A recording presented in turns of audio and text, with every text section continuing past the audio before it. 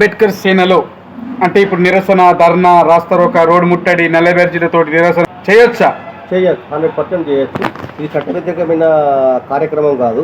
చట్టబద్ధంగా ప్రజాస్వామ్యబద్ధంగా తెలియజేసేది కనుక, శాంతియుతంగా తెలియజేసేది కనుక, ప్రతి సమస్య మీద లెటర్ను సంబంధిత అధికారికి లెటర్ను ఆ సమస్యను అధికారికి తీసుకెళ్ళినట్టయితే ఖచ్చితంగా పరిశీలన చేస్తారు. పరిశీలన చేయకపోతే మేము ఏం చేయాలి అనేది మళ్ళీ వాళ్ళకి సూచన ఇస్తాము. ఖచ్చితంగా నిరసన చేయొచ్చు, ధర్నా చేయొచ్చు, రాస్తారోకో చేయొచ్చు. కానీ సడన్గా తొందరపాటు నిర్ణయాలు ఏది తీసుకోవద్దు. ముందుగా చేయవలసింది ఏంటంటే ఆ సమస్యను ఏ సంబంధిత అధికారి ఉంటే ఆ సంబంధిత అధికారికి లెటర్ పూర్వకంగా ఇవ్వాలి.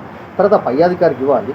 తర్వాత మనం ఏమైనా చేయాలనుకుంటే ప్రభుత్వానికి ముందుగా తెలియాలి. ఇంటెలిజెన్స్ వారి గారు కావచ్చు, కలెక్టర్ కావచ్చు, ఎస్పీ కావచ్చు, డీజీపీ కావచ్చు, హోమ్ మినిస్టర్ కావచ్చు, తెలియజేసి మన కార్యక్రమాలు మనం చేసుకోవాలి.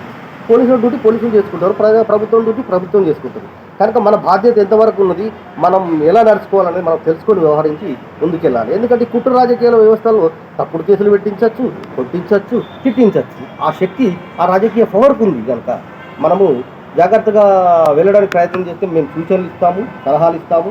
ఎట్లా వెళ్ళాలనో అది మేము సూచన చేస్తాం. కనుక ఆ దిశగా అడుగులు వేయాలని చెప్పి ఈ సందర్భంగా మేము అంబేద్కర్ సేన వర్గాలకు, కార్యకర్తలకు కోరుకుంటున్నాము. అలాగే అందరూ కూడా జాయిన్ అయ్యి, అన్ని సంఘాలు విఫలమైనందుకు అందరూ కూడా జాయిన్ అయ్యి దీంట్లో కీలక బాధ్యత తీసుకోవాల్సింది. కావాలంటే నాకన్నా పై స్థాయిలో కూడా నేను బాధ్యత ఇవ్వడానికి సిద్ధంగా ఉన్నా. నాకన్నా పై స్థాయిలో కూడా ఇవ్వడానికి సిద్ధంగా ఉన్నా. వాళ్ళకు నాలెడ్జ్ని బట్టి, విజ్ఞానాన్ని బట్టి ఆ పదవిని ఇవ్వడానికి సిద్ధంగా ఉన్నా. కనుక అందరూ ఈ దిశగా రావాలని చెప్పి నేను కోరుకుంటున్నాను. జై తెలంగాణ, జై జై తెలంగాణ, జై తెలంగాణ, జై జై